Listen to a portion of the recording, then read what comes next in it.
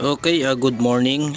Inumpisa na natin yung ginawa natin nung nakaraan na Yamaha YBR na nakatambak doon sa damuhan. So, nag-usap na kami nung may-ari nito na i-condition daw yung makina dahil nga natambak nga ito. So, hindi ko siya nagawa agad doon sa bahay nila. So, inuwi ko muna siya sa bahay ko kasi nga marami siyang ipapadagdag.